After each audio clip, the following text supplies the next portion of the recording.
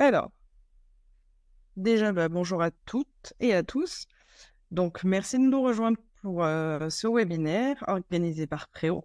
Donc, moi, je m'appelle Céline Boissé, je suis psychologue dans l'équipe de Préo et c'est également moi qui m'occupe de tout ce qui a trait à la formation et donc notamment à l'organisation de webinaires comme celui d'aujourd'hui.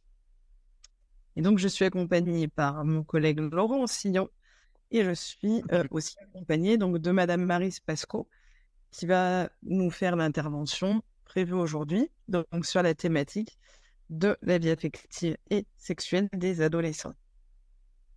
Très bien, écoutez, déjà bonjour à tous. Donc, je suis Maryse Pasco, je suis conseillère conjugale et familiale. Je suis enseignante et formatrice et je dirige donc une association, la FCCC Occitanie.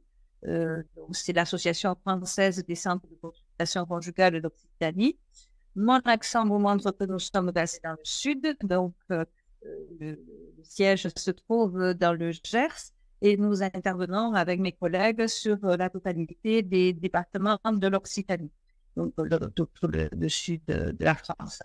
Dans cette association, nous avons un pôle de consultation, bien sûr, consultation de couple, individu, famille, et nous avons aussi ensuite un pôle de prévention. On intervient en milieu scolaire, de la maternelle à la terminale, dans des milieux un peu plus fragilisés au niveau des missions locales, des CFA, des foyers d'hébergement, par exemple, et enfin dans des milieux spécialisés auprès des personnes en situation de handicap. Nous avons aussi un volet de formation. On est un organisme certifié Calliope et Certif Région. Et donc, dans ce cadre-là, nous intervenons dans diverses formations autour du couple, de la sexualité, de la famille. Donc, nous intervenons auprès de publics en situation de handicap.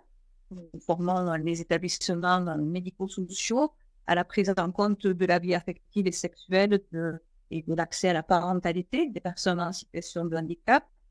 Nous intervenons aussi auprès des publics scolaires, comme je vous disais, et nous intervenons enfin auprès des EHPAD pour que les professionnels puissent accompagner aussi la vie affective, relationnelle et sexuelle juste en fin de vie. Voilà, pour le panorama un petit peu de ce que nous faisons. Donc, dans ce que vous m'avez demandé aujourd'hui, vous m'avez donc demandé d'intervenir autour de la vie affective et sexuelle des adolescents, en particulier avec les difficultés que vous pouvez avoir aborder ces questions au moment de l'adolescence. Et on avait convenu que je commençais par vous parler un peu de la construction de la sexualité, c'est-à-dire de quels sont les fondements et les composantes de cette sexualité. Et vous pourrez, au fur et à mesure, repérer pour les jeunes que vous accompagnez, quels sont éventuellement, à quel moment la problématique sexualité peut se poser dans l'apparence de leur corps. Mais l'apparence du corps n'est que de chose, puisque bien sûr, c'est on ne vient pas obèse ou anorexique par hasard, c'est-à-dire quelque chose dans la construction qui ne s'est pas forcément passé.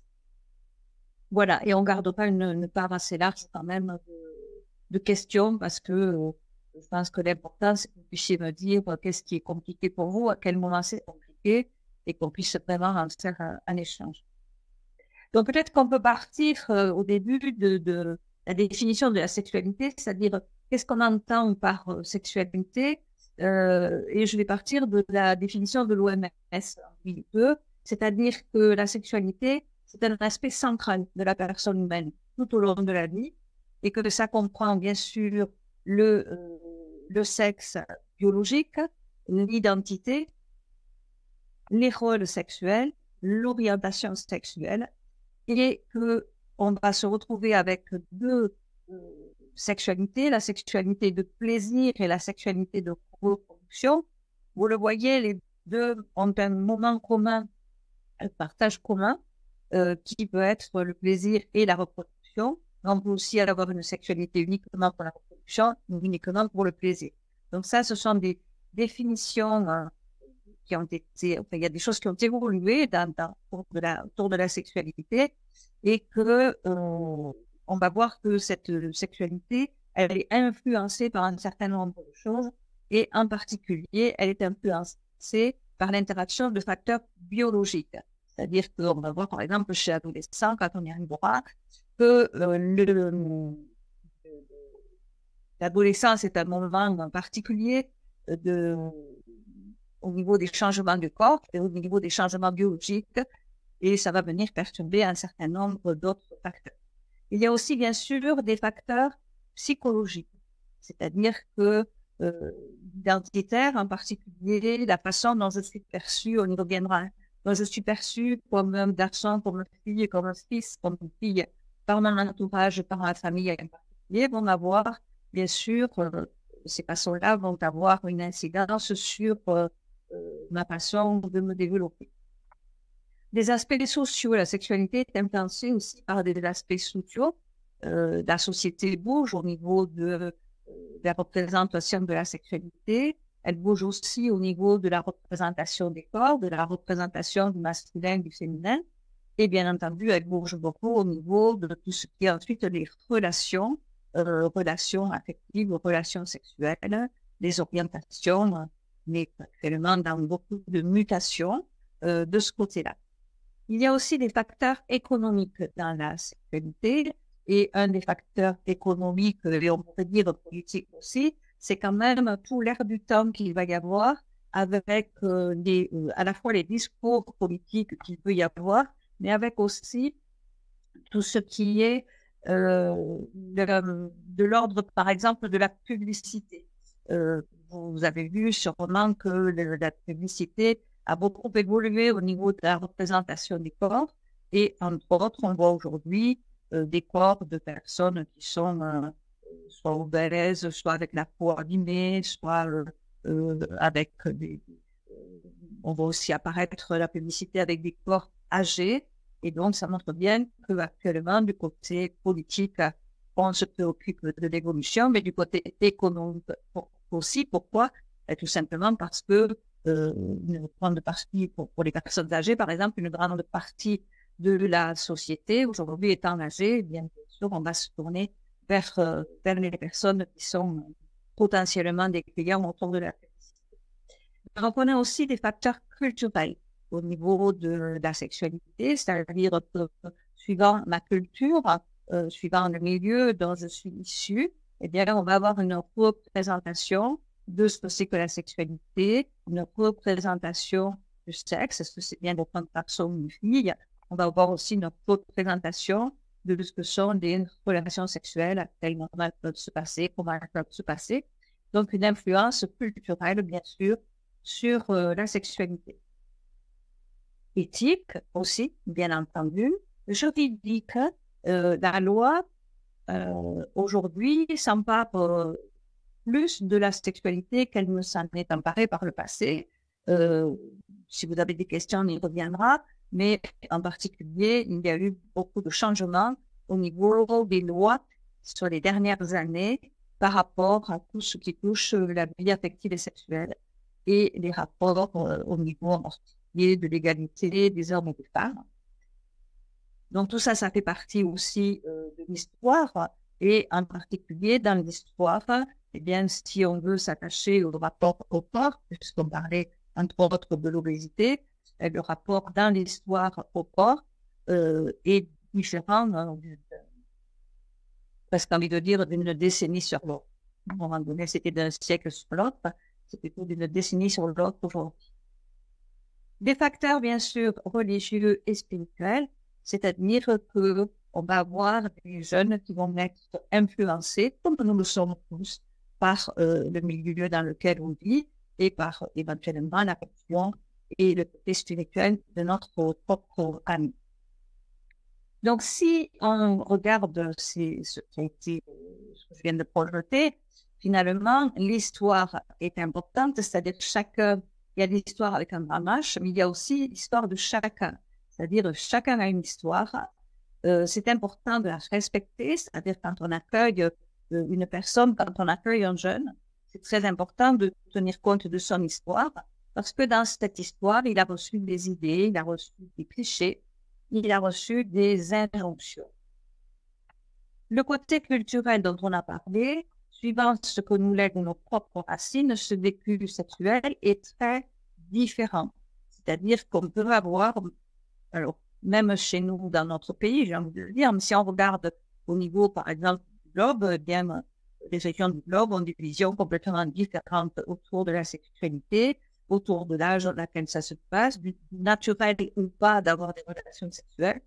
Je vous renvoie vers un film ancien, mais qui est en train de ressortir sur les écrans, Un Indien dans la ville, par exemple. Ensuite, donc, il y a le côté de la société. Et dans la société, on pourrait peut-être s'arrêter quelques secondes sur la représentation des corps et des relations. Donc, on est très pauvre aujourd'hui dans ce domaine-là. On a peu de représentation au niveau des tableaux, par exemple, au niveau des sculptures, et on se retrouve avec quelque chose d'assez pauvre aujourd'hui parce que c'est finalement la pornographie, Internet, qui vont amener les représentations des corps et qui sont devenues quelque part un peu l'art d'aujourd'hui, on va dire. La représentation, en tout cas, des corps aujourd'hui, ce qui n'est pas sans laisser des traces souvent traumatiques à certains jeunes qui vont aller regarder des sites pornographiques ou qui vont se retrouver avec des images pornographiques qui vont venir effracter ceux qui sont en train de regarder à la télévision ou sur leur écran ou sur leur téléphone. Donc, ça amène la pornographie, Internet amène du cru et du hard en particulier aux dépens de l'érotique et aux dépens de l'imaginaire. C'est-à-dire que le jeune qui va regarder des images comme ça n'a pas de possibilité d'imaginer les choses. C'est quelque chose qui va venir à certains moments le frapper. Et une image en particulier au niveau de une photo, par exemple, va être beaucoup plus traumatique pour les jeunes que d'aller regarder des livres ou d'aller regarder des revues. Nous avons ensuite, bien sûr, comme je l'ai dit, la loi et la morale qui vont venir se mêler. Alors, la loi, c'est quelque chose d'universel. La morale, c'est davantage quelque chose qui va être dans la famille ou qui va être dans le cercle dans lequel on vit. Donc, si on regarde ces thématiques, comment vont-elles intervenir au niveau du développement de la sexualité, au niveau du développement de l'enfant? Donc, ce qui est important, c'est que la sexualité, c'est quelque chose qui va se passer dans le corps, c'est-à-dire qu'il y a une évolution au niveau du corps, du côté de la biologie, du côté de l'apparence aussi du corps, et il y a des grandes étapes de développement qui vont avoir des influences sur notre psychisme. Et c'est important quand on intervient auprès de jeunes ou de patients d'en avoir une certaine connaissance avec des grands moments, on va dire, de changement, c'est-à-dire que c'est l'étape du bébé, par exemple. Ensuite, on va avoir l'étape de l'enfance, la puberté, la grossesse, en fait. Donc, cette évolution de la sexualité, elle va se passer à différents niveaux. Donc, on a dit au niveau du corps, donc on va voir au niveau du corps les changements qu'il y a. On va voir qu'est-ce que ça vient amener au niveau, par exemple, de la découverte avec tout ce qui se passe dans la tête, de la compréhension. Et enfin, on verra aussi tout ce qui est plutôt davantage de la psychologie, c'est-à-dire comprendre comment, à un moment donné, on va se développer avec une identité sexuée, avec des rôles sexuels, avec des orientations sexuelles, avec tout ce qui a trait à l'identité. Donc, c'est au départ notre corps qui va déterminer le sexe civil, c'est-à-dire qu'au moment de notre naissance, on va, parce qu'on a des organes génitaux masculins ou féminins, donc on va administrativement et socialement nous reconnaître comme appartenant à la catégorie homme ou femme. On voit apparaître maintenant une case supplémentaire qui est autre, puisqu'effectivement, par le passé, les enfants dont le sexe n'était pas vraiment complètement défini au moment de la naissance, le sexe génital, on le classait systématiquement des hommes ou des femmes, tandis qu'aujourd'hui, on peut effectivement attendre de se poser la question. Ce qui est important, c'est de savoir que avant cette reconnaissance-là, l'enfant était déjà sexué dans la tête des parents et que dès le début de la grossesse, quand on attend un enfant, va se mettre en place dans la tête de papa et de maman, ou des futurs papas et des futures mamans, va se mettre en place l'idée d'un enfant sexué. Et on attend plus facilement un garçon ou une fille par rapport à sa propre histoire. Si je suis dans une famille où il y avait beaucoup de filles, beaucoup de garçons, on va peut-être attendre un sexe particulier. Juste un petit exemple, hein, si je suis issue d'une famille où nous étions 4 filles, lors de ma première grossesse, je vais peut-être désirer avoir un garçon pour peut-être faire plaisir à mon père qui n'en a pas eu, peut-être plus forte que ma mère qui n'en a pas fait. Et en tout cas, l'entourage va attendre quelque chose de l'ordre d'un garçon. Les bébés avaient la vie un peu plus tranquille il y a quelques décennies, puisque c'est au moment de la naissance qu'on découvrait le sexe et on faisait avec. Aujourd'hui, c'est un peu plus compliqué dans ces cas-là, avec, par exemple, l'échographie, où on va pouvoir voir si déjà il y a le sexe, c'est un garçon qu'on attend ou une fille. Et si, dans l'exemple que je viens de donner, si on m'annonce que j'ai un garçon, alors que tout le monde en rêve autour de moi et peut-être moi aussi, finalement, ce garçon va être super investi alors qu'il est encore à l'état de gestation, qu'il a 4 ou 5 mois de grossesse. Mais il va être investi avec un sexe masculin comme étant un futur mâle. Et ça va avoir un poids qu'on retrouvera peut-être dans le poids corporel de l'enfant à un moment donné, parce que cet enfant-là, ce garçon-là, qui est attendu par tout le monde, il a un tel poids sur ses épaules d'être le garçon, le mâle reproducteur, etc., de façon plus ou moins consciente, qui fait que même pour son orientation sexuelle, il n'a peut-être pas intérêt à 18 ans à faire son coming out. Idem pour une fille, je suis enceinte d'une fille alors que je voulais un garçon, je peux, sur la fin de ma grossesse, être déçue avant que la petite fille ne naisse et commencer à me dire que c'est pas grave, le suivant sera un garçon. Et on voit que le poids, là aussi, on reparle du poids, hein, sur les épaules de cette petite fille, ça va être quand même de pouvoir montrer que les filles, ça a aussi de la valeur et que les filles, ça doit se battre, elle va devoir faire davantage pour pouvoir exister. Donc, c'est important de savoir que tout ça, vous voyez, c'est pas neutre déjà au départ et ça va avoir une incidence, bien entendu, de ce qui va se passer au moment de la représentation des corps, au moment de la puberté, au moment de l'adolescence. C'est aussi au niveau de notre corps et par l'intermédiaire de nos 5 sens, vous voyez en bas, qu'on va découvrir des sensations, qu'on va découvrir le monde, qu'on va percevoir le monde.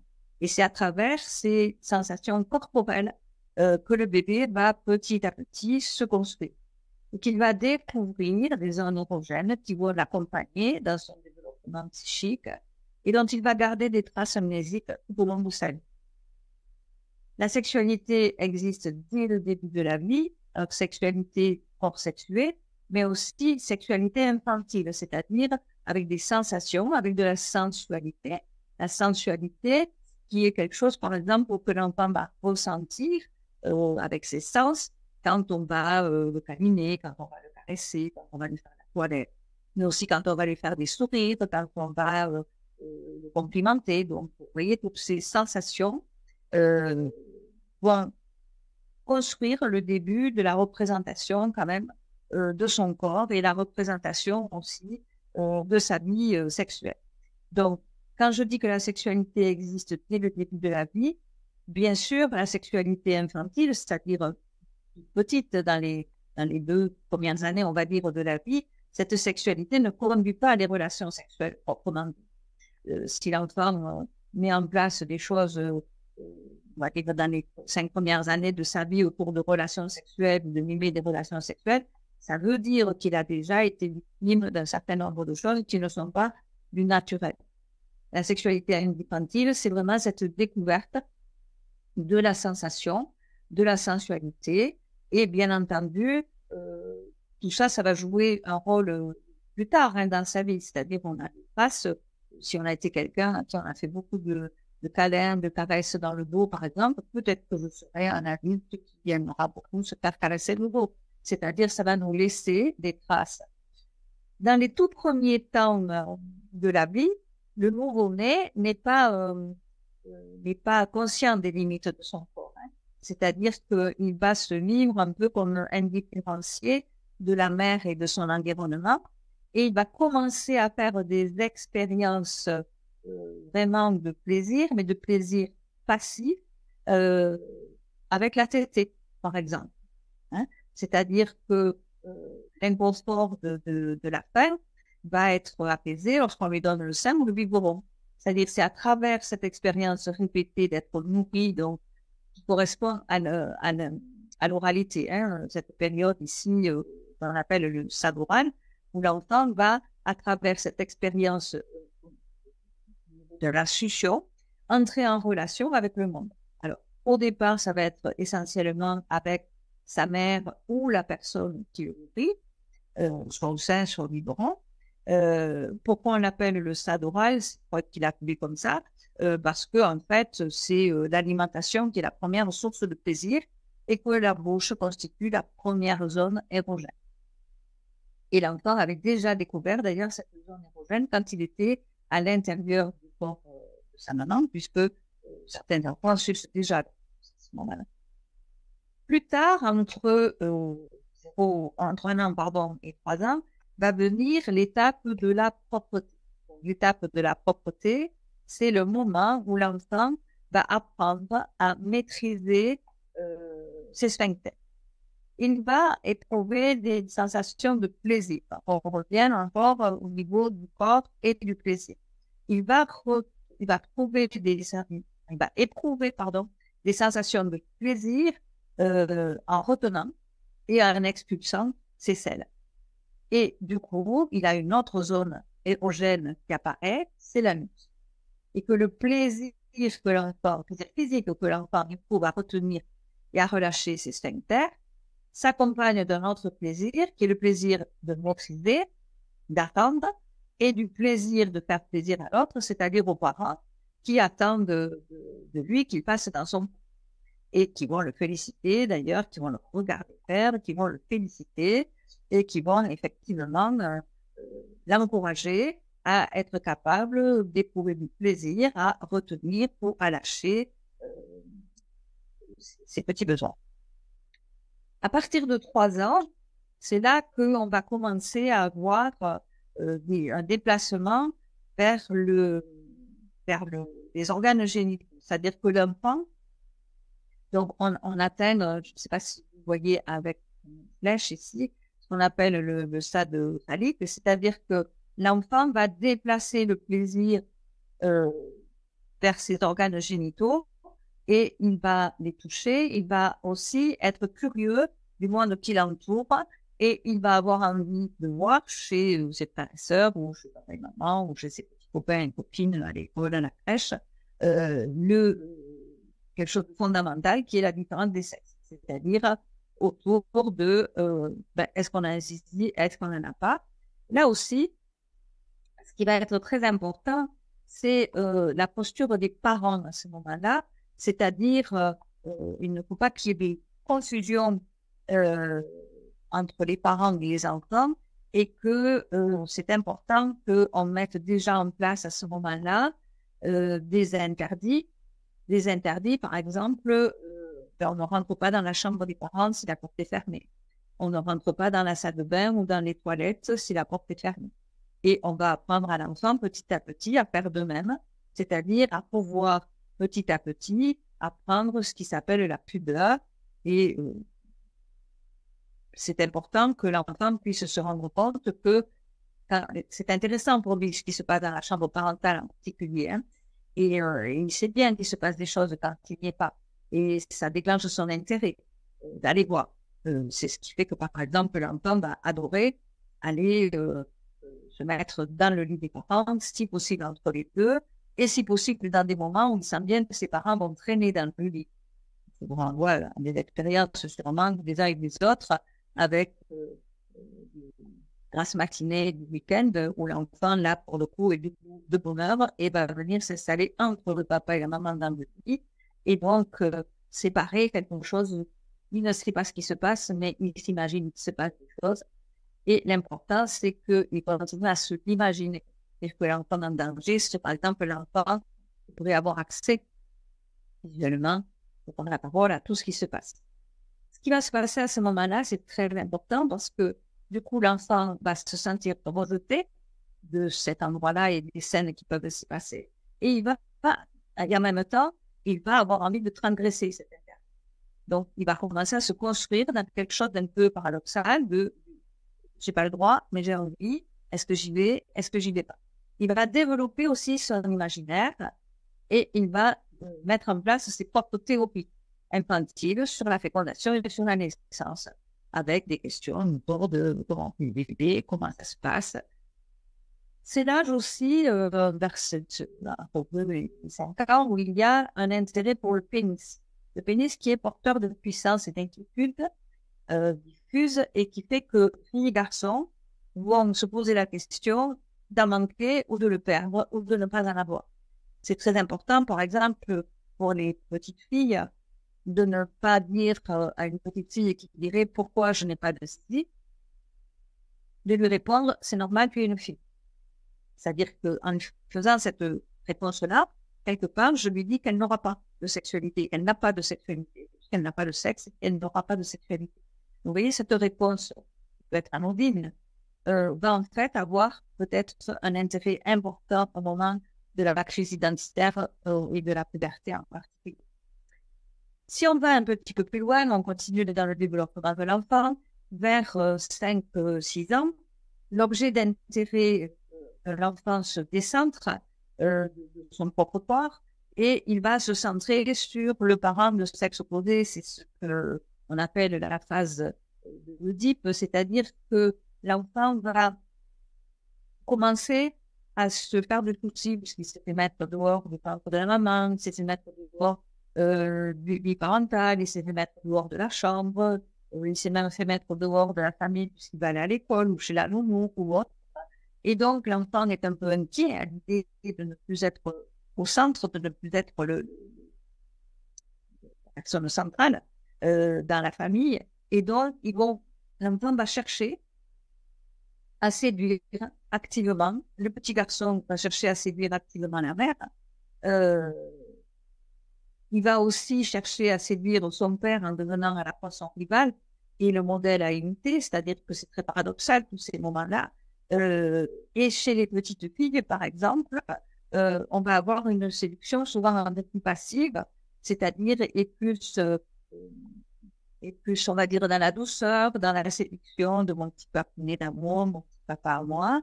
Et elle va détester sa mère à ce moment-là, souvent, parce qu'effectivement, ben, la mère est aussi l'objet de l'amour du papa, ou en tout cas, s'il n'y a pas de papa présent, la mère n'est pas toute à l'enfant, puisqu'elle peut avoir quelqu'un d'autre ou le chercher activement.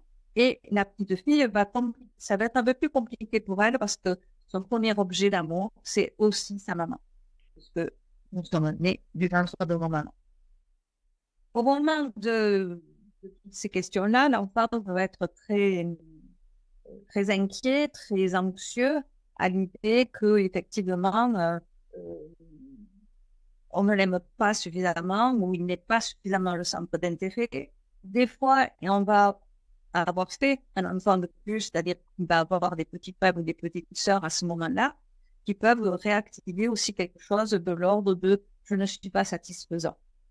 Au moment à l'issue de l'Oedipe, vers 5-6 ans, on va dire 7 ans, ça correspond à peu près chez nous au moment où l'enfant va à l'école, en CP.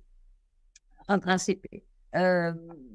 L'enfant va être moins intéressé par tout ce qui se passe autour de son corps. Il a découvert son sexe, le sexe des autres, il a découvert comment on est fait, il a fait des expériences aussi dans le pipi. Là aussi, c'est important dans le respect du corps, le discours des adultes qui sont autour, hein. C'est-à-dire que c'est déjà un moment où on va introduire le consentement. c'est pas interdit de faire tout ça, mais à condition que toi, tu sois d'accord, à condition que l'autre soit là. Donc, à l'issue de tout cela, vers 6-7 ans, l'enfant a bien compris que il a intégré le fait qu'il y a une triple différence dans l'être humain. C'est-à-dire que d'un côté, il y a moi, il y a l'autre, différence entre moi et l'autre, la différence des sexes et aussi la différence des générations. Et ça, c'est très important, cette différence des générations. Nous ne pouvons pas être des amis, les copains de nos enfants, nous sommes au même niveau qu'eux, parce que ça peut générer quelque chose de très dépressif, anxiogène chez l'enfant. Je vous ai parlé des frères et sœurs, donc les frères et sœurs, ça opère comme une pression aussi identificatoire vis-à-vis de l'enfant. C'est-à-dire, je peux avoir envie de ressembler à mon grand frère ou à ma grande sœur, ou au contraire, surtout pas d'avoir envie de lui ressembler. Il va y avoir des jalousies, des rivalités qui vont jalonner les relations paternelles. Et c'est important de savoir que là aussi, l'enfant va découvrir qu'il n'est pas seul. Pour lui, il n'est plus question du jeu tout seul. Je ne suis pas tout seul. Et il va utiliser le on avec les frères ou bien nous. C'est-à-dire, quelque part, c'est l'identité et il va dire qu'il appartient à sa famille. Tout ça, quand la famille est suffisamment tranquille. Donc, on va voir que c'est souvent beaucoup plus compliqué que cela. Donc, la période de latence, comme je vous disais, c'est la période entre 7 et 10 ans, on va dire, où l'enfant est moins intéressé par son corps. Il attend de devenir grand pour réaliser tout ce qu'il a envie de faire. Mais en attendant, qu'est-ce qu'il va faire? Eh bien, c'est l'âge où il va s'intéresser à tout ce qui est le social, la socialisation, l'apprentissage, les jeux, la lecture, l'écriture, faire des vélos, aller à la piscine, faire du foot, du rugby, de la danse. C'est-à-dire que l'enfant va petit à petit mettre en scène autour de son corps des jeux, dans de la motricité, et donc il va commencer à s'emparer de quelque chose de tranquille du côté de l'utilisation de son corps. Là, on peut commencer à avoir des choses un peu plus compliquées, c'est-à-dire si la réalité familiale est trop difficile, si c'est trop compliqué, si l'enfant n'a pas été suffisamment désiré, accompagné, satisfaisant, si le parent ne prend pas assez de temps pour jouer avec son enfant, par exemple. Donc, si cette réalité familiale est trop difficile, ou si l'enfant n'est pas assez sécurisé en interne, parce qu'on a dit qu'il était un beau bébé, qu'on était content, que tout allait bien, même si de temps en temps, il ne fait pas ce qu'il faut, cette période de la latence, là, donc, en attendant la puberté, peut réactiver des angoisses et des déprimes. Et que là, on va se retrouver avec des enfants qui vont peut-être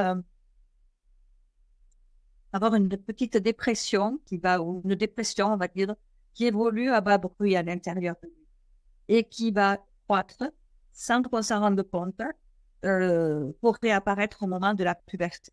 Donc, par exemple, on peut repérer déjà un enfant qui aurait des difficultés avec cette place, avec son corps, avec sa sexualité, quand il va, par exemple, surinvestir son corps, en faisant beaucoup de sport, c'est très important pour lui qu'il soit brillant.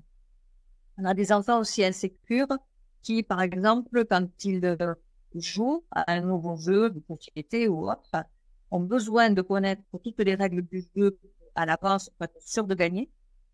Sinon, ils ne le jouent pas. On peut avoir aussi un surinvestissement de l'intellect à ce moment-là avec l'enfant qui va être très, très friand de devenir le premier de la classe. Donc tout ça, ça peut être des signes de dépression latente. On peut déjà avoir aussi, au contraire, le corps qui va se mettre à parler avec des troubles de comportement ou avec des troubles psychosomatiques. Plus tard arrive bien sûr le moment de la puberté, donc le moment de la puberté qui est un peu plus tôt aujourd'hui qu'il y a quelques décennies, c'est-à-dire qu'on se retrouve avec la puberté qui commence vers 10 ans, 11 ans chez les filles, avec même des fois des pubertés précoces, un peu plus tôt, des bourgeons mammaires qui se développent déjà, par exemple, ou des petites pertes blanches qui vont arriver. En tout cas, au moment de la puberté, c'est là que le corps va changer.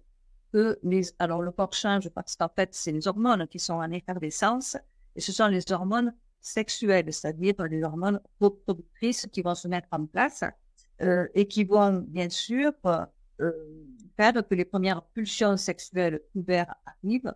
Avec ça, on parle du corps. Après, il va y avoir effectivement dans l'acceptation ou pas de ce corps, déjà, on peut commencer à avoir déjà des problèmes comportementaux liés à l'apparence du corps avec un enfant qui n'est pas du tout à l'aise dans son corps et qui n'est pas du tout à l'aise dans le regard que les autres vont porter sur son corps. Donc, si on regarde en bas les moments dans le schéma, hein, on a la grossesse ici au début, on va retrouver la sensualité qui se développe dès le petit enfant avec tout ce qu'il peut toucher, l'érotisme qui commence à se mettre en place au moment de la période anale et ensuite avec la période qu'on appelle sexualité génitalisée, c'est-à-dire au moment de la puberté. Et bien sûr, c'est à ce moment-là que le corps va se transformer et qu'on va pouvoir avoir des relations sexuelles si on le décide. Alors, quels sont les enjeux identitaires au moment de l'adolescence? Eh bien, le pubertaire va entraîner des changements internes et externes. Et ces changements internes et externes vont faire qu'il va y avoir un ressenti au niveau du corps, un ressenti au niveau des relations, au niveau, pardon, des manifestations du corps avec des pulsions au niveau de la libido sur les zones génitales et que l'organe masculin est ressenti ou réagit en présence de l'organe féminin présent ou fantasmé et réciproquement, mais il peut aussi déjà réagir avec le même, avec donc le corps qui serait du même sexe. Le rapport à l'autre devient fondamentalement différent, c'est-à-dire qu'il y a à la fois désir et rivalité qui vont venir tout bousculer. La séduction sexuelle se met en place avec souvent des réponses un peu différentes du côté des mises en place de choses un peu différentes du côté des garçons et des filles. On va trouver un peu plus de conduite addictive chez les garçons, par exemple, et on va trouver un peu plus de passivité dans les comportements féminins chez les filles. Cela est en train de s'estomper quand même beaucoup aujourd'hui, puisque, on va dire heureusement, les rapports de l'égalité entre les filles et les garçons font que ces choses-là sont moins flagrantes, mais on peut se retrouver quand même avec des choses un petit peu plus compliquées. Donc, les enjeux de l'adolescence, qu'est-ce qui se passe dans le pubertaire? L'explosion libidinale va venir perturber l'adolescent qui peut se retrouver avec ces explosions à n'importe quel moment, une pulsionalité, hein, c'est-à-dire ce sont vraiment des pulsions qui vont se passer à ce moment-là, et des bouleversements aussi au niveau de l'image du corps. Et que si toute cette nouvelle pulsionalité n'est pas canalisée, c'est-à-dire si je n'arrive pas à faire avec, si je ne suis pas à peu près à l'aise avec ce qui est en train de se passer, eh bien, je vais à ce moment-là avoir tendance à décharger tout ce qui est en train de se passer directement dans des agirs comportementaux, des somatisations. Et que là aussi, tout dépend de la manière dont on a pu se construire le bébé, du cadre de la parentalité qui avait été posé par les parents, du cadre interne des choses qui se font, qui ne se font pas, des moments où on peut les faire, des lieux où on peut les faire ou pas. Ça va bien sûr aussi dépendre de l'accompagnement social et familial de l'enfant et puis de l'adolescent. Ce qui est sûr, c'est que le pubertaire est traumatique. C'est-à-dire que les modifications à la fois psychiques et physiologiques s'imposent à l'enfant comme une contrainte qui viendrait d'ailleurs. Ce n'est pas lui qui va choisir, le fait que son corps est en train de changer, que les sensations qu'il a à l'intérieur de lui, c'est lui qui les décide, c'est lui qui les maîtrise, et que ce qui va être compliqué à ce moment-là chez l'adolescent, ça va être vécu avec plus ou moins de violence suivant les enfants et suivant les adolescents. Toujours pareil, hein, par rapport à la construction plus ou moins tranquille qu'ils avaient de leur enfance, eh bien, l'adolescent va avoir des fois peu de capacité à accueillir cette nouveauté angoissante qui avait commencé à se construire, bien sûr, dans l'enfance, hein, dans la petite enfance. Mais si ça n'a pas été un petit chemin tranquille, eh bien, à ce moment-là, il va y avoir quelque chose d'assez violent qui va se passer. Et cet accueil, bien entendu, des changements, va faire que petit à petit, l'enfant va éprouver des choses. Il va essayer de mettre en scène ses fantasmes et ses actes. Il va essayer d'intégrer, d'intérioriser tous ces changements qui vont l'amener à mûrir. Pardon. Et cette identité personnelle qui va se dégager petit à petit, elle est à la fois réalisée à partir de son passé, du présent, mais aussi de tout ce qu'il espère, de tout ce qu'il attend. Et que là aussi, on peut avoir des enfants des jeunes adolescents, qui vont être en difficulté parce que tout ce qui va être un peu trop brusque dans le changement peut être vécu, par exemple, comme quelque chose de dangereux, et du coup, peut s'installer un mode parano de fonctionnement. Au contraire, l'enfant qui avait déjà une légère dépression, ben, sa dépression va faire que de nouveau, il va être un peu plus en danger. Donc, ce qui est sûr, c'est que l'enfant qui devient un adolescent, eh bien, cet adolescent, il peut soit s'emparer petit à petit avec le même, c'est-à-dire avec les pères, avec les copains, avec les copines, s'emparer de tous ces changements et en faire quelque chose d'assez vivant, d'assez joyeux.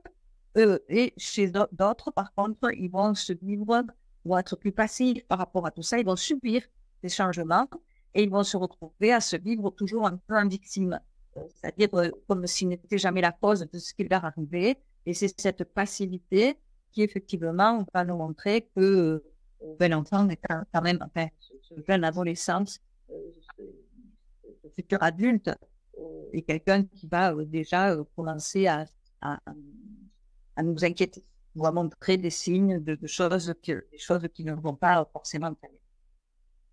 Donc, comme je le disais, au niveau du corps, les transformations sont brutales et l'enfant va faire, en devenant adolescent, tout un travail de deuil autour de son corps, autour de ses connaissances, autour de ce qu'il est aussi. Alors, on le voit en particulier quand l'enfant rentre en sixième, hein, c'était le gros dur du CM2 ou de l'école, et quand il rentre en sixième, il se retrouve de nouveau un tout petit vis-à-vis des autres, et donc il y a aussi ce deuil quelque part de quelque chose qui était acquis et qui ne l'est plus.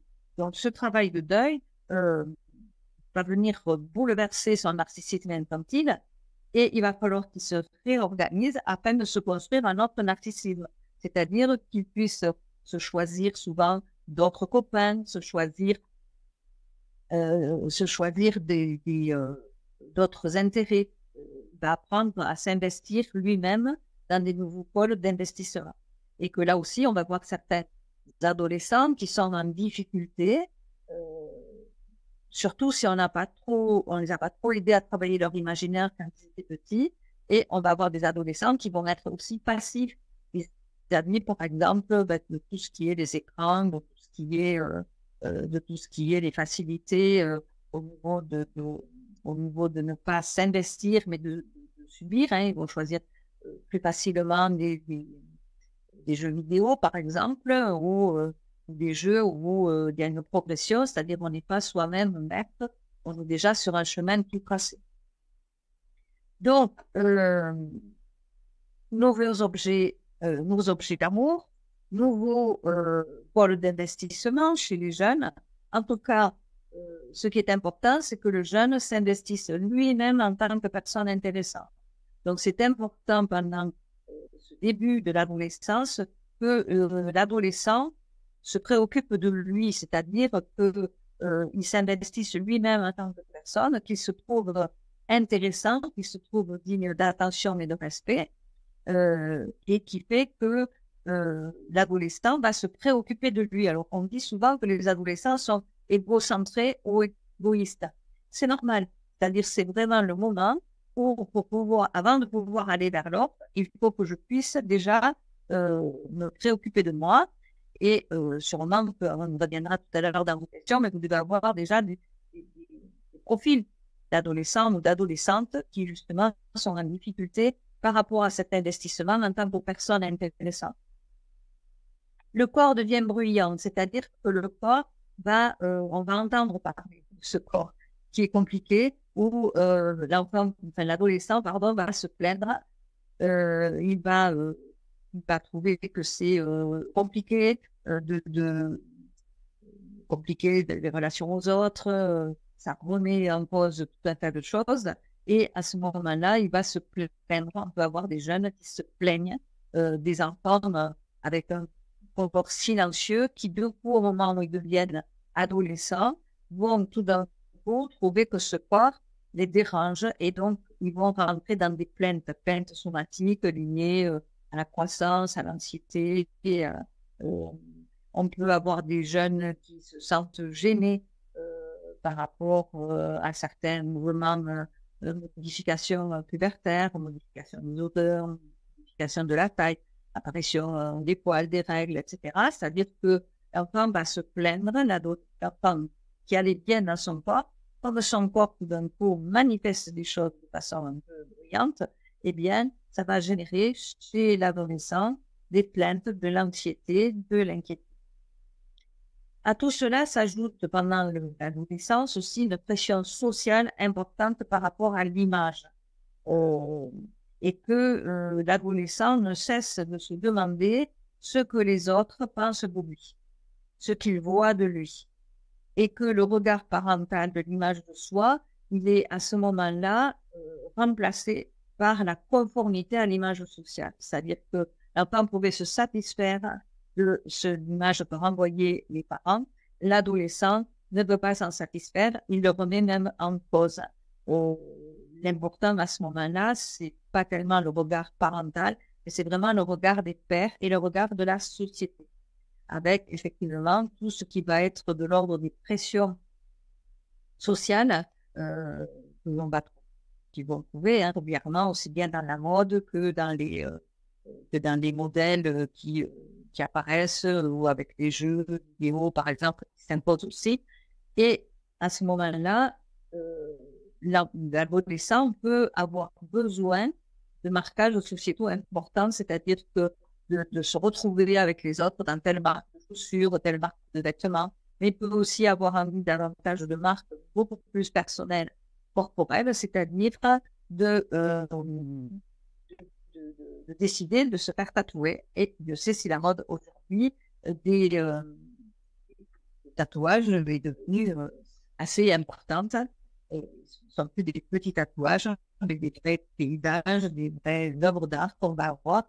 Et les enfants n'avaient pas besoin de tout ça, mais l'adolescent va se retrouver avec un besoin de tout seul. L'utilisation de son corps par l'adolescent. Donc, l'adolescent a besoin de maîtriser son corps. Il a besoin de contrôler, de garder le contrôle sur sa sexualité et sur ses fantasmes. Il a besoin aussi de contrôler ses pulsions, d'emprise dans certaines conduites pathologiques. Des conduites, par exemple, au niveau des conduites qui peuvent être pour certains banales au quotidien, on peut avoir des jeunes qui vont commencer à rentrer dans des choses un petit peu compliquées au niveau de l'emprise et on va repérer des choses qui peuvent devenir à ce moment-là pathologiques. On peut avoir des conduites plus banales, mais qui quand même nous montrent qu'il y a un besoin à un moment donné de contrôler le corps, de maîtriser. avec par exemple des jeunes qui vont refuser de se prémunir contre le foie, qui vont refuser de manger, qui vont refuser de boire. Ça peut aller plus loin. Ça peut être aussi, par exemple, le fait de refuser l'évitement de sourire ou l'évitement de marques d'émotion. Voilà. Évitement aussi de tâches difficiles pour le corps, ou au contraire, imposition de tâches difficiles pour le corps. Je vais commencer à martyriser mon corps. Ça, c'est le besoin de maîtrise. Tout ça. Il y a aussi, pendant l'adolescence, une utilisation du corps avec quelque chose de l'ordre de la régression, c'est-à-dire que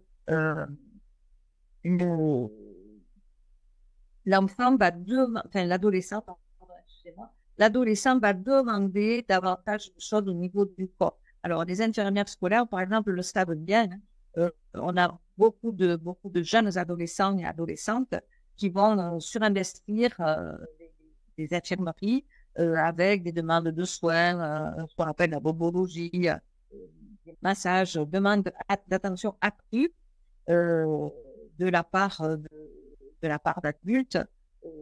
Et en même temps, il va y avoir des choses plus compliquées du côté des parents, par exemple, où l'enfant va en même temps avoir besoin et envie que l'adulte s'occupe de lui, et en même temps, il va être en difficulté par rapport aux parents et il va rejeter le parent.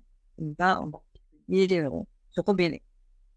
Avec les parents, donc, ce sont des relations conflictuelles qui vont arriver, qui vont se passer à ce moment-là, en sachant que là, c'est important de différencier le conflit de la crise d'adolescence. Alors, crise au sens étymologique du terme, c'est-à-dire la crise, c'est un profond remaniement de ce qui se passe dans la vie. Donc, il s'agit pour l'ado de rompre les anciens liens aux parents, qui le maintenaient dans un état infantile, et de se représenter lui-même en instaurant un nouveau type de relation à l'adulte. Si vous avez des enfants adolescents vous-même, vous savez que ce n'est pas la chose la plus simple à gérer et la chose la plus facile à faire à ce moment-là. Il y a aussi au moment de l'adolescence une crise parentale. Et celle-là, il ne faudrait pas la minimiser parce qu'elle va majorer la crise d'adolescence. La crise parentale, elle est liée à la crise du milieu de la vie parentale, au deuil nécessaire aussi des parents. C'est-à-dire que pour un parent d'avoir un enfant qui devient un adolescent, eh bien, on bascule du côté des vieux, on bascule du côté des potentiellement grands-parents. Et pour certains parents, les deuils nécessaires à ce moment-là sont difficiles et il va y avoir une crise du côté parental. Il peut y avoir d'ailleurs une crise de la séduction à ce moment-là, hein, où je suis inquiet en ayant des enfants adolescents et de ma propre séduction, de mon propre vieillissement, avec des désirs d'aller retester sa séduction en dehors du couple, par exemple, ou en dehors de la famille. Et bien sûr, il peut y avoir des interactions pathologiques, et celles-là, elles vont se retrouver en particulier dans les familles fragiles, c'est-à-dire les familles qui ne supportent pas les effets d'autonomisation de l'adolescent, qui vont être vécus comme quelque chose de l'ordre de la rupture. On va aussi là se rendre compte que la culture en particulier, ou la religion, par exemple, vont venir apporter des donnes très particulières, parce que le système familial peut se retrouver en difficulté avec l'adolescent qui devient un jeune adulte et vouloir soit inculquer une façon de vivre, soit refuser peut-être la niveau de l'adolescent, l'apparence de l'adolescent ou de l'adolescente. Et du coup, il va y avoir comme une menace quand l'adolescent est en train de devenir un jeune adulte pour la famille, qui fait qu'il va y avoir des interactions pathologiques avec des remarques parfois blessantes vis-à-vis de l'adolescent, de la part de la famille, dont l'adolescent se remet pas très difficilement. Les prises de risque au moment de l'adolescence, eh bien, l'adolescent se confronte à ses limites. Alors, en particulier, il va essayer de tester, de flirter avec le danger Alors là aussi, on a des adolescents qui sont, c'est très variable chez les adolescents. Il y a des adolescents qui sont vrais qu'à ce coup, qui vont tout tester, qui vont tout essayer, et d'autres où on sent qu'il y a une grande fragilité, qui au contraire vont être très frileux dans la découverte et être très introvertis. Et là, on va retrouver des signes chez certains, par exemple, de cette dépression latente dont on parlait, qui vont amener des comportements difficiles. Donc, l'important pour l'adolescent, c'est de se confronter à ses limites, de voir où il peut aller, flirter avec le danger de façon plus ou moins importante ou récurrente.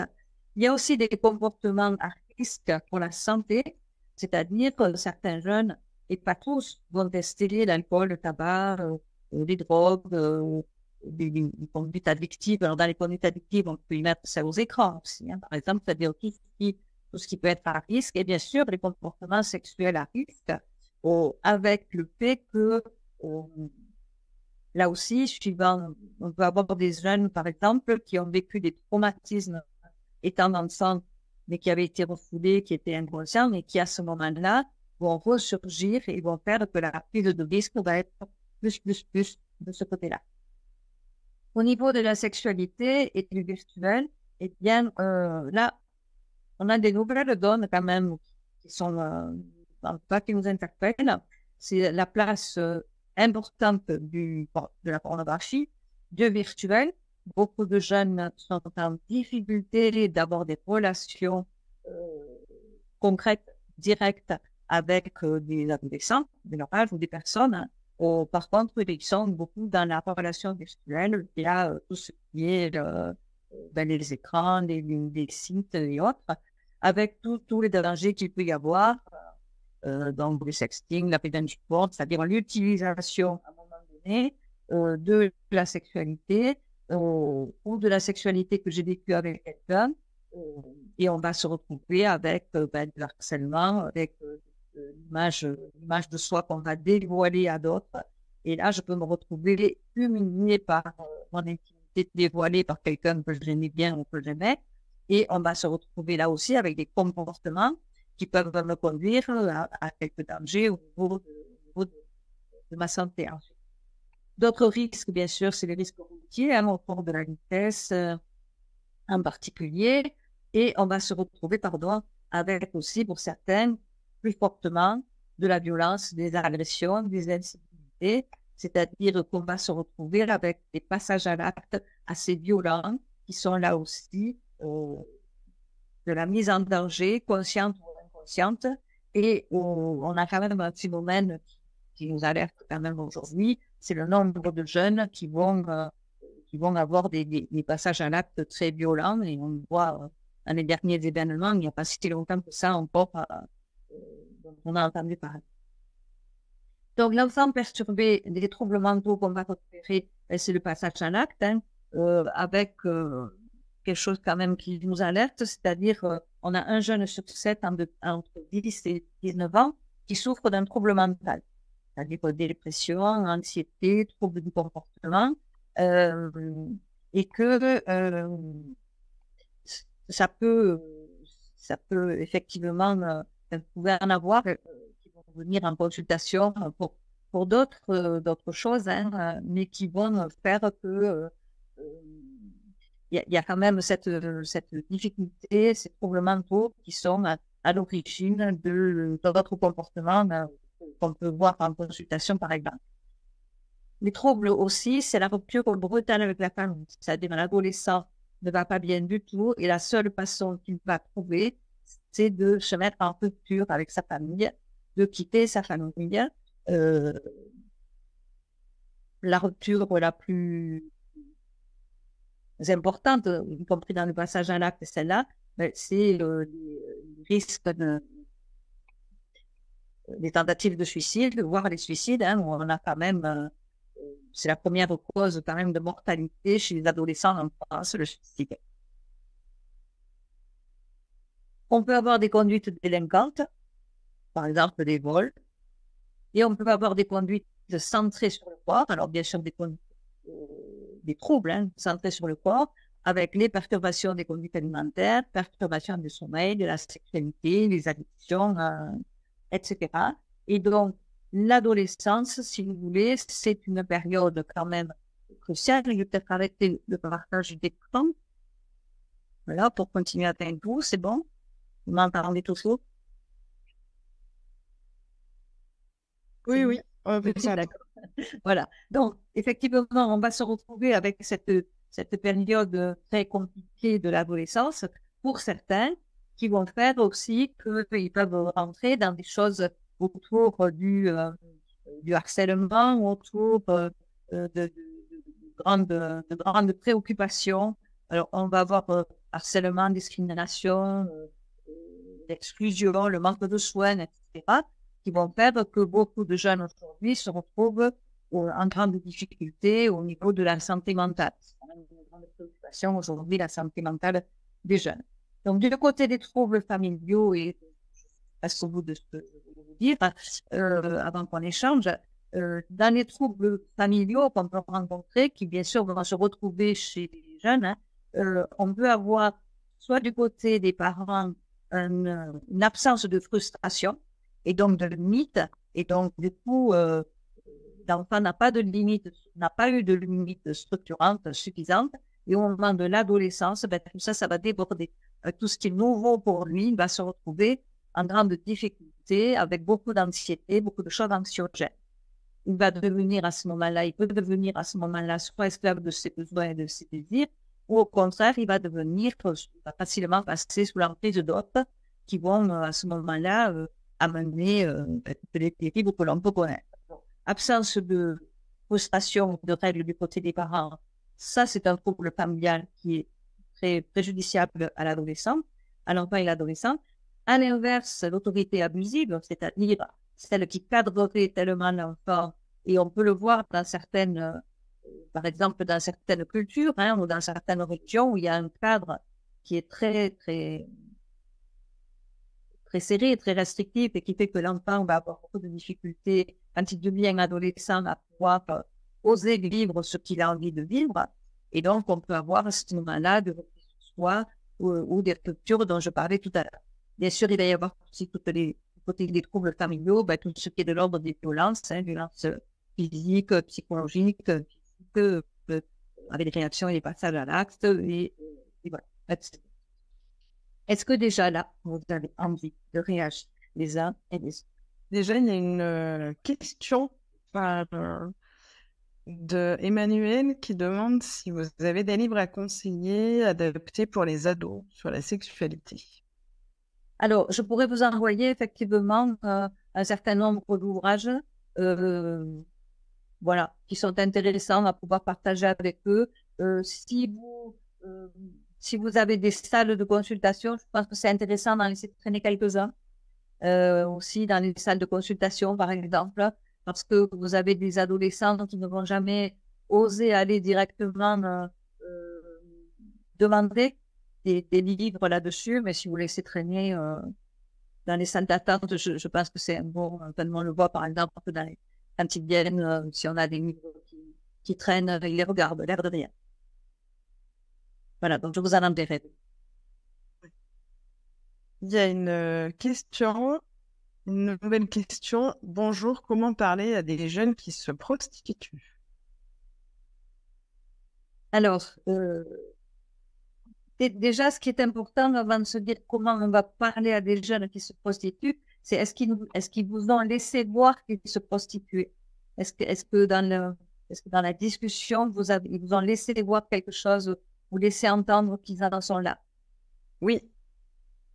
Voilà, parce que si vous voulez, il y a repérer des choses et puis c'est difficile du coup d'en parler parce que je ne vais pas savoir par quel bout aborder effectivement la discussion, vu que l'adolescent ne me laisse pas voir ce qu'il est en train de faire. Après, si un adolescent ou une adolescente vous donne à voir à un moment donné le fait qu'effectivement, il est dans des conduites dangereuses, et en particulier, par exemple, par rapport à la prostitution, c'est toujours important de faire préciser aux jeunes, qu'est-ce que tu es en train de me dire? Qu'est-ce que tu es en train de me montrer? ou dans ce que tu es en train dans ce que j'entends, que tu es en train de dire, moi j'ai l'impression quelque chose qui est un peu compliqué de l'ordre des échanges autour de la sexualité. Parce que souvent, ils n'ont pas de notion de ce que ça peut être la prostitution. Et on a une nouvelle forme, j'ai envie de dire, entre guillemets, de prostitution aujourd'hui, qui est tous ces échanges si tu me montres, par exemple, tes seins, ou tu me montres ton sexe, ou autre, je t'enverrai, surtout dans le virtuel, on le voit, hein, je t'enverrai ça, ou je te donnerai un abonnement, ou je te passerai un DVD, ou je ne sais quoi, ou je te donnerai accès à mon jeu. À ce moment-là, ils n'ont pas l'impression d'être dans quelque chose de l'ordre de la prostitution. Donc, je pense que c'est important, en particulier quand on fait des interventions dans des groupes, de leur rappeler que la prostitution, c'est dès qu'il y a un échange matériel contre quelque chose de sexuel. Donc, un jeune ou une jeune qui vous montre, qui vous laisse voir quelque chose de cet ordre-là, ce qui est important, c'est déjà de dire qu'on l'a entendu, qu'on n'est pas là pour le juger, bien entendu. Mais s'il nous en parle, c'est comment il est arrivé, comment ça se passe, qu'est-ce qui fait que c'est compliqué pour lui ou pour elle de s'en sortir. Parce qu'on a des garçons aussi qui sont tout à fait dans cette problématique. Hein. Et en même temps, de dire, j'ai entendu que tu m'en parles, donc ça veut dire que du coup, on peut en faire quelque chose, toi et moi. On peut en faire quelque chose, toi et moi. Mais du coup, on va se faire confiance et tu vas m'en dire un peu plus pour voir comment ils en sont arrivés là. Parce que on le retrouve, si vous voulez, la prostitution, c'est un peu comme l'obésité ou l'anorexie, hein, c'est-à-dire c'est un malaise par rapport à un corps qui n'a pas de vraie existence. Parce que c'est clair ce que je vous dis là, c'est-à-dire qu'en fait, mon corps n'a pas d'importance. Il n'est pas digne d'intérêt. Et donc, finalement, je le montre à voir. Et ça, on le voit. Moi, je l'ai vu beaucoup chez des jeunes filles, par exemple, très obèses, qui vont dire, de toute façon, je m'en fous, hein, tout le monde voit mes seins. J'en ai une en particulier qui me dit, tout le monde voit mes seins, de toute façon, je ne peux pas les cacher. S'ils veulent les voir, je leur montre pourquoi, carrément. Hein. Mais en fait, c'est un mal-être par rapport à la poitrine qu'elle a. Et qui fait qu'effectivement, elle-même ne sait pas quoi en faire de cette poitrine-là. Justement, il y a une autre question. Donc, est-ce qu'il y a plus de comportements à risque chez des enfants, des ados, en situation d'obésité ou plus d'acceptation, c'est-à-dire des comportements qui ne sont pas forcément consentis? Alors, en tout cas, c'est pas négligeable. C'est pas si vous voulez, il y en a, je sais pas si on peut le quantifier vraiment, mais il y a quand même, on se rend compte que l'obésité en particulier, elle peut être liée à un défaut de constitution de contenant psychique, c'est-à-dire que c'est comme si l'enfant n'avait pas eu une peau, je vous renvoie en Dieu, hein, si l'enfant n'avait pas eu une peau suffisamment intéressante, qu'à un moment donné, il va s'en créer une autre par-dessus, qui est cette espèce de double matelas de nouvelle peau, mais épaisse, quoi, grosse, qui va effectivement le protéger de ce qui est trop fragile à l'intérieur. Donc tout ça, effectivement, fait que quand on a des adolescents qui sont obèses, on a quand même cette fragilité de cadre interne qui n'existe pas. Il peut y avoir aussi des carences, par exemple, un enfant qui n'a pas eu, qui n'est pas suffisamment aimé de son entourage, qui n'est pas jugé aimable suffisamment par son entourage, finalement, il reste dans quelque chose de très primaire. Parce qu'en fait, le fait de manger tout le temps, vous l'avez vu tout à l'heure, c'est pour ça que je traînais un peu dessus, c'est vraiment le stade oral, c'est-à-dire c'est au début de la vie, quoi. C'est-à-dire, il se remplit, mais la satisfaction, c'est de se remplir. Comme le bébé, par exemple, où on arrête le biberon au bébé. C'est-à-dire c'est le parent qui va donner la quantité de biberon. Il ne donne pas 3 litres de lait si le bébé est capable d'avaler 3 litres de lait. C'est à un moment donné, on va réguler quelque chose de l'ordre du plaisir et du besoin. Et l'enfant, l'adolescent, on le voit chez les enfants aussi bien vite, entre autres, en fait, il n'y a pas de notion de plaisir et de satiété. C'est-à-dire que le plaisir, c'est comme quand on suce le pouce, quoi. Le plaisir, c'est sans fin. mais il n'y a pas de satisfaction. Je ne sais pas si c'est clair ce que je suis en train de vous dire. Parce que normalement, quand j'ai pris du plaisir, il y a un moment où je m'arrête pour le savourer, quoi, ce plaisir. Voilà. Alors que chez l'enfant qui n'a pas eu suffisamment de ça pour le contenant, si vous voulez, ben, du coup, le contenant, il est sans fin, il est extensible. Il y a une autre remarque qui dit « Montrer des parties intimes du corps ne semble pas les intimider. Le rapport au corps a-t-il changé? N'y a-t-il plus de pudeur? Pourquoi ?» Alors là, c'est plein de questions. C'est-à-dire qu'effectivement, on va se retrouver avec à quel moment la pudeur se met en place. C'est-à-dire que si vous voulez, entre le moment, on pourrait dire entre le moment où on est fier de voir le petit qui fait sur son pot et qu'on met le pot et le petit avec les fesses à l'air au milieu du salon, en ayant, même s'il faut, on fait une petite photo en disant, hop, on va envoyer, ça y est, tu es propre. Si ça reste quelque chose de l'ordre de la nudité, et y compris le fait de retenir ou pas ces aisselles, ben, c'est ouvert à tout le monde n'importe quand au milieu du salon, ça va donner un accès quand même au corps, à montrer son corps nu à n'importe qui, comme s'il n'y avait pas de danger. Normalement, dans l'éducation, dès que l'enfant a fait 2 ou 3 fois régulièrement sur son pot, on va lui expliquer que c'est plus au milieu du salon, que c'est dans les toilettes avec la porte ouverte, par exemple, et puis après, quand il grandit, que c'est dans les toilettes avec la porte fermée, et l'enfant va intégrer petit à petit le lieu de l'intimité avec le fait qu'on ne montre pas son corps à n'importe qui. C'est pareil avec l'enfant qui se tripote le sexe, par exemple, on va lui dire de toute... c'est intéressant ce que tu fais, mais c'est mieux que tu le fasses dans ta chambre que de le faire sur le salon. Et vous voyez, l'enfant à qui on va poser un cadre en disant c'est pas du tout un interdit, ça m'a l'air très sympa ce que tu es en train de faire, simplement tu ne le fais pas forcément devant les autres. Avec des choses quand même assez paradoxales, c'est-à-dire que le même petit, par exemple, à qui j'ai posé ce cadre de la pudeur et de l'intime, qui va se retrouver à l'école maternelle avec les toilettes alignées, pas de porte, et tout le monde avait les fesses à l'air à la même heure pour aller faire ses besoins. Et là, on se rend compte, par exemple, qu'on a des enfants qui sont en difficulté avec ça et qui vont faire de la rétention au niveau des selles, par exemple, ou au niveau même du pipi, hein. C'est-à-dire qu'ils vont refuser d'aller aux toilettes à ce moment-là parce que c'est trop compliqué pour eux de se dénuder devant tout le monde. Donc, si vous voulez ça, il y a cet accès-là déjà, je l'ai ou je ne l'ai pas. Ma famille me l'a appris ou pas. Ensuite, il y a toute la culture du virtuel qui est nouvelle. C'est-à-dire que je n'ai pas l'impression, quand je montre ma photo à quelqu'un, même une photo dénudée, je suis peut-être quelqu'un qui est dans l'incapacité de me déshabiller pour aller à la piscine devant les copains. Et c'est comme si cette distance de la virtuelle, de la caméra ou du téléphone faisait que je suis moi-même avec moi-même quand j'envoie cette photo et je n'ai pas le regard de l'autre à ce moment-là. Et c'est ça qui a beaucoup changé. Je pense qu'il change beaucoup la donne chez certains.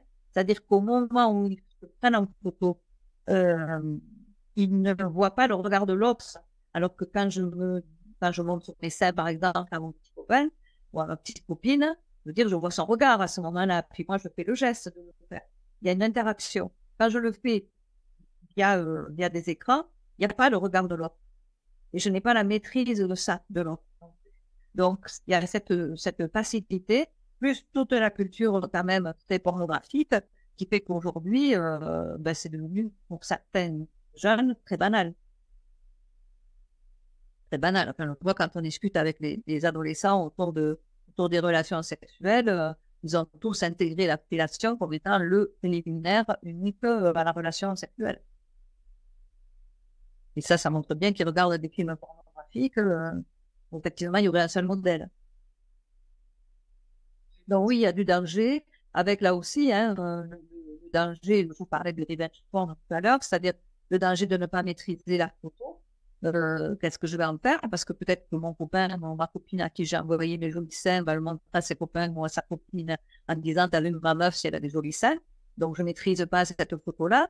Et puis si un jour on se sépare et que l'autre n'est pas d'accord, on peut aussi balancer ça sur les réseaux sociaux, hein, c'est ça le revenge porn. Aujourd'hui, c'est quand même assez impressionnant de voir comment on se sert. On l'a vu avec pas mal de personnes très célèbres. Hein. sextapes et toutes les histoires qui sont sorties, donc c'est pas uniquement lié à l'adolescence. C'est quand même un peu l'air du temps. Avec la non-maîtrise quand même, on va dire, chez l'adolescent, des risques possibles. Alors, les adultes ne maîtrisent pas forcément davantage.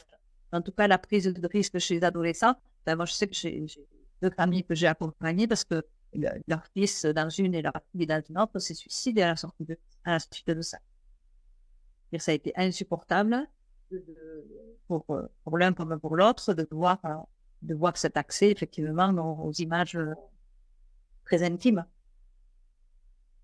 Bon, dites-moi, vous, si vous avez envie que je t'extrapole un peu. En tout cas, ce qui est sûr, c'est que par exemple, l'obésité, c'est souvent dû à un défaut quand même de cette contenance, de cette parexcitation mise en place par les parents au début de la vie. Donc, quand on veut travailler la sexualité avec eux, c'est quand même le regard, hein, ce regard des parents qui n'a pas été contenant, qui n'a pas été posé comme il faut, et qui fait que du coup, l'enfant s'est construit avec.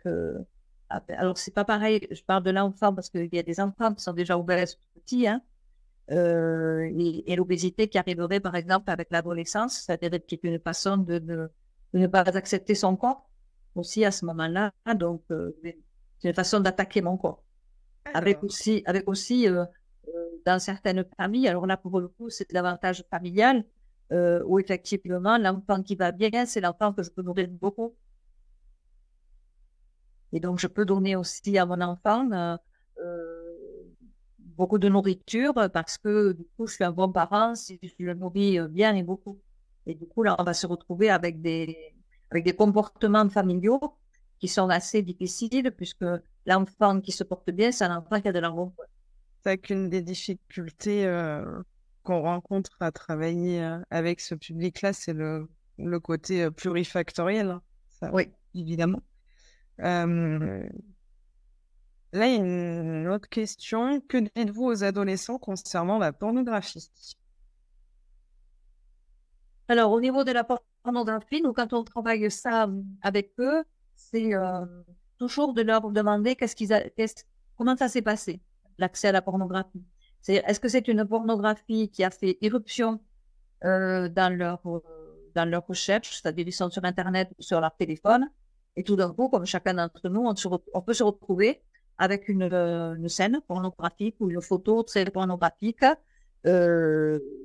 ou bien c'est moi qui suis allée chercher carrément des choses, c'est-à-dire je suis allée chercher comment on fait l'amour, je suis allée chercher comment s'est fait le vagin d'une femme, je suis allée chercher la taille des pénis, après je n'en sais rien. Et il y a une différence entre les deux, c'est-à-dire quand je vais chercher quelque chose là, et que je tombe sur des choses pornographiques, ben là on peut travailler le risque effectivement de se tromper quelque part. Hein. Ça fait Internet, c'est un super outil. Simplement, des fois, suivant la façon dont je vais poser mes questions, je vais tomber sur des choses que je n'ai pas imaginées et je peux soit être excitée et intéressée quand je les vois, soit au contraire être dégoûtée et puis dire bah, c'est pas possible cette histoire-là. Là où c'est plus compliqué, c'est le jeune ou l'adulte, hein, si ça vous est arrivé ou tout d'un coup vous avez une image qui s'affiche et la difficulté des images, des photos, c'est que c'est traumatique. C'est-à-dire une fois que, par exemple, un enfant, je pense à un jeune de 11 ans là, que j'avais eu et qui a dit à son père, moi je ne veux pas grandir, je ne veux pas être un enfant. Comme ça, tout d'un coup, dans la voiture. Son père lui dit, qu'est-ce qui se passe? Non, j'ai rien dit. Bon. Puis arrivé à la maison, le père lui dit, bon, mais on est arrêté là, tu as dit. Donc, qu'est-ce qui s'est passé? Et en fait, ce gamin, donc CM1, en allant à la cantine avec ses copains de CM1, il y en a un qui lui a montré des films porno, des séances porno. Et quand il a vu ça, lui, il a été tellement dégoûté par ce sexe d'homme en érection qu'il voyait sur un écran en train de... c'était une scène de fellation en train de se faire bouffer, comme disait, par la bouche d'une femme. Il dit, mais moi, je ne veux pas devenir adulte. C'est pas possible. Je ne veux pas devenir un homme. Je ne veux pas que ça m'arrive. Et là, c'est compliqué parce que même la discussion que le papa a pu avoir avec lui, même, il peut y avoir même de travail, si vous voulez, le traumatisme de cette photo, il l'a. C'est-à-dire que si un jour il a envie d'avoir une fellation d'en faire une ou de s'en faire une, il est possible que cette image traumatisante arrive et qu'il soit dans l'incapacité d'avoir ce type de relation sexuelle, par exemple. Donc, c'est là que c'est compliqué. Donc, tout le travail qu'on essaye de faire avec eux, c'est que c'est pas pour rien que c'est interdit au moins de 18 ans, quoi. Et normalement, quand on a 18 ans, on a déjà eu des émotions de ce côté-là, on a déjà eu des envies d'essayer, de voir ou autre. Mais quand on est très jeune, je pense au 6e, 5e, et malheureusement maintenant les CM2 aussi et CM1, quand on est trop jeune, si vous voulez, on n'a pas été suffisamment travaillé par des pulsions pour en faire quelque chose.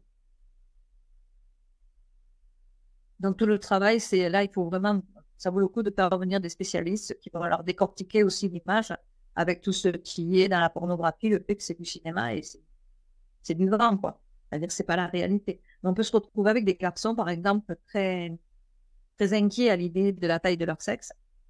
Moi, j'avais un jeune qui me disait, j'ai pas assez de sperme. J'ai commencé à pas assez de sperme. Ben, effectivement, il avait vu des films pornographiques, il me dit, ben, moi, il en coule pas autant, quoi. C'est du cinéma, donc c'est pas ça qui coule. Mais vous voyez l'impact que ça peut avoir, ou des filles au contraire qui disent, ah, ben, c'est pas possible, moi, mais non, je peux pas avoir des relations comme ça, quoi. Donc, ça peut amener de la peur ou du dégoût. Et chez d'autres, au contraire, hein, de l'excitation, du désir. Mais c'est quand même, on a quand même des jeunes, des fois aussi de 15 ans, 16 ans, qui sont déjà dans des addictions porno. Et lié, enfin, alors je sais pas lequel a commencé, mais en tout cas, on les retrouve aussi avec des problèmes alimentaires dans la foulée. Et justement, il y a une autre question en lien avec les troubles alimentaires qui demande si les troubles alimentaires ont les mêmes causes que l'obésité. Et là, je pense que cette question va peut-être la laisser de côté parce qu'elle n'est pas tout à fait dans le thème du webinaire d'aujourd'hui. Ça fait partie aussi des thèmes qu'on abordera peut-être dans d'autres webinaires à un autre moment. Oui, après, tous les troubles alimentaires, si vous voulez, sont quand même quelque part liés à la représentation de l'image, hein. C'est-à-dire qu'on va se retrouver, je pense aux jeunes filles, par exemple, qui sont soit dans l'obésité, soit dans l'anorexie, on est quand même quelque part dans la difficulté de l'image du féminin. Alors, avec la difficulté de nommer aussi, hein, par exemple, quand on les fait travailler sur je sais pas, sur des images, des photos ou autres, elles vont jamais envoyer le mot femme, par exemple, elles vont dire que c'est des mamies ou c'est des dames ou c'est comme s'il y avait quelque chose de l'ordre un peu de l'innommable du côté du féminin. Et là, on peut se retrouver avec effectivement des choses qui n'ont pas été mises en place au niveau de la parexcitation, de la fonction maternelle au début de la vie. Et bien, on arrive à la fin de ce temps d'échange. Merci Marie pour votre intervention. Ben, écoutez, avec plaisir. J'espère que ça a correspondu à ce que vous attendiez. Oui, oui, c'était très intéressant. Et merci beaucoup à tous pour votre participation. Merci Marie, à bientôt. À bientôt. Au revoir. Au revoir.